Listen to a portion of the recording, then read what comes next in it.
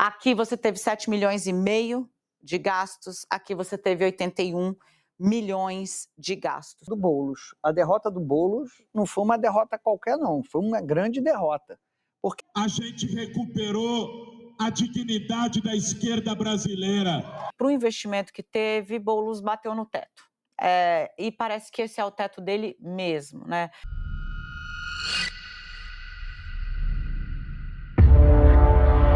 Apesar da derrota acachapante, Boulos venceu em um sentido, no do dinheiro.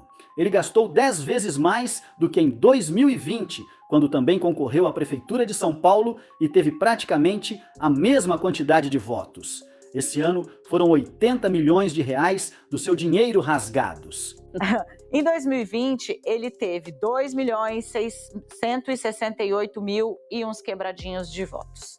Em 2024, Boulos, 2.323.901 votos. Percentualmente, como eu disse, é um espelho, 40,6, 40,6. Aqui você teve 7,5 milhões de gastos, aqui você teve 81 milhões de gastos. Tem uma análise que aí, Aline, eu acho que você vai conseguir conduzir muito melhor do que eu, que é quando a candidatura de Boulos é lançada, o que todos os adversários dele diziam, inclusive pessoas dentro do PT que advogavam para que ele não fosse o candidato, é que sabidamente ele tinha um teto. E o resultado, a vida prática da eleição, seja por não ter explorado a imagem da Marta como deveria ou como poderia no primeiro turno, porque ela apareceu muito pouco, inclusive na propaganda eleitoral, por não ter se atentado para esse espírito, no mínimo, essa vontade de empreender, que está muito conectada com as mídias sociais e com uma série de jovens que aparecem do dia para a noite com coleções e coleções de bolsas, coleções e coleções de sapatos e coleções de maquiagens e que passaram a ser uma espécie de espelho. Bom, se eu falar, se eu comunicar bem, se eu passar minha mensagem, eu tenho. Isso virou uma realidade no Brasil e ela está pouco palpável para isso. O fato é que o teto se provou uma realidade. Isso aqui, porque não faltou investimento, não faltou tempo de TV, ele teve mais do que o que ele teve lá atrás e avançou menos de 200 mil votos, o que é, sinceramente, se você fizer aquela conta milhão por voto, você vai ver que esse voto aqui saiu muito caro e ele não avançou nada. Eu acho que esse teto sobre o qual a Dani Lima fala aqui, a gente está falando ao final sobre rejeição. 4 anos se passaram, o Boulos se consolida politicamente no sentido de amadurecer, de entender os caminhos, ganha um cabo eleitoral importante que é o presidente Lula, que ele não tinha em 2020. Porém, mesmo investindo tanto, inclusive numa frente mais ampla de apoios, esse teto está numa rejeição que ele não consegue furar. E mesmo recalibrando o discurso, me parece que o Boulos tentou achar caminhos para recalibrar o discurso, para falar para esse jovem, talvez um pouco mais perto do segundo turno, foi quando ele começou a mudar um pouco essa atração, chegou a abraçar propostas do próprio Pablo Marçal, da Tabata, não sei se foi muito em cima ou se de fato é uma coisa que ele não consegue incorporar, mesmo incorporando ele não convence, porque essa rejeição está dentro desse radicalismo que colou nele. Olha a cara de velório delas! Parece que essa derrota está doendo mais que bater o dedinho no sofá. Quando falou agora há pouco, né, gente, que para o investimento que teve, Boulos bateu no teto. E parece que esse é o teto dele mesmo, né?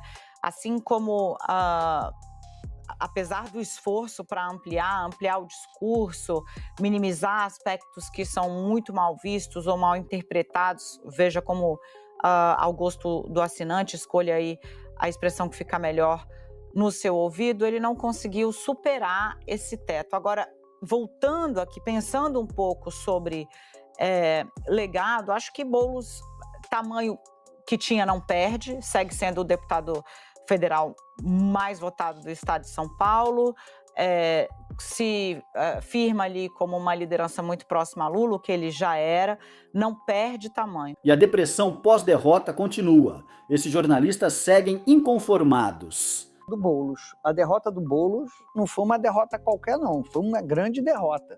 Porque, veja bem, qual foi a candidatura patinho feio da esquerda? A Maria do Rosário.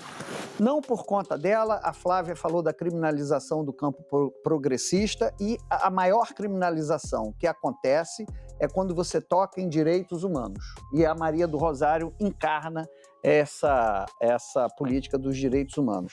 A Maria do Rosário estava enfrentando... O eleitor achou que a eleição dela seria uma catástrofe maior do que as chuvas, né? Então é uma derrota que eu também classifico de humilhante. A Maria do Rosário, o Lula nem foi ao Rio Grande do Sul, Nem pisou lá. se envolveu. Oi? Nem pisou lá. Nem pisou lá. A Maria do Rosário teve 38% e o Boulos teve 40%. É uma candidatura que saiu do tamanho da Maria do Rosário, o que, no meu entender, com muito mais apoio, visibilidade, etc., então foi uma derrota com D maiúsculo. Mas e o Lula? Alguém viu ele por aí, depois de ter vestido a camisa do Boulos e ter doado 50 milhões de reais para a campanha do invasor? Como é que fica a cara dele para 2026? Um primeiro ponto, né, Caio, que a gente tem que observar quando a gente fala sobre o mapa de apoios do presidente Lula e do PT, é que muito do que a gente viu acontecer nessa eleição aconteceu por escolha. Uma escolha que é, na verdade, uma aposta no futuro do projeto nacional do Partido dos Trabalhadores. É uma aposta que vem se mostrando aí, pelo menos em algum grau, aparentemente arriscada. Porque houve, com muita clareza, uma falha de leitura nas contas, nos cálculos feitos pelo presidente Lula e pelo seu partido, o PT.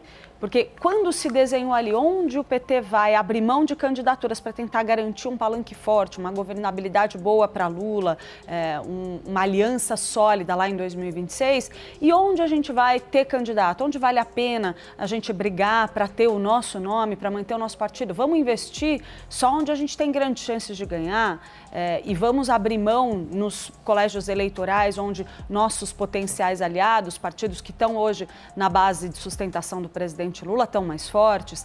Esse era o jogo, esse era o desenho que estava sendo feito. Só que muitas dessas cidades, das capitais em especial, em que o PT apostou, em alguns casos até embarcou numa rixa, numa briguinha ali com outros partidos da base lulista locais, como aconteceu, por exemplo, no Rio Grande do Sul, ali em Porto Alegre, a gente observa que nem sempre ali a aposta deu certo. Então, teve um erro de leitura ali. Então, talvez o presidente Lula precise fazer uma reavaliação, colocar sim o PT no divã, para entender se o erro de avaliação foi para o Brasil todo, para toda essa aliança nacional. Porque o que está muito claro aqui? Quem se fortaleceu muito nessa eleição? Centro e centro-direita. Partidos que o presidente Lula trouxe para perto nesse novo governo, incorporou a sua gestão na esperança de caminhar junto com eles para o próximo ciclo, em 2026. Agora, talvez essa turma fique tão forte que elas resolvam ter voo solo. Talvez elas resolvam se bandear para esse lado dessa direita mais comedida, digamos assim, que é o que a gente viu nascer aqui em São Paulo, né? A gente estava conversando mais cedo, a gente olha para a capital paulista. Toda uma dinâmica de forças nova nasceu aqui, que não tem nada a ver com a política que a gente viu nas últimas décadas em São Paulo. O PT foi derrotado junto com o PSOL, que era protagonista da chapa. O PSDB foi eliminado na primeira etapa da disputa, perdeu muito espaço, praticamente desapareceu do Legislativo Municipal. E agora você tem essa trinca MDB, PSD e Tarcísio de Freitas, eu não boto republicanos como um todo, porque eu acho que a figura de Tarcísio individual é chave aí, mas aí você tem essa trinca dando as cartas na maior cidade do país. Que garantia que o Lula tem que partidos como republicanos, que estão aqui com o Tarcísio, vão preferir ir com ele em 2026 e não jogar com esse grupo? Então, a aposta que Lula fez foi arriscada. A gente só vai saber daqui a 2 anos se ela vai dar certo, porque muita coisa pode acontecer. Agora vamos rir um pouquinho com o discurso do derrotado. A gente perdeu uma eleição, mas nessa campanha a gente recuperou a dignidade da esquerda brasileira. A gente mostrou que é possível fazer política de outro jeito, olho no olho, debatendo com o povo de peito aberto, nas praças, nas ruas, com muita dignidade.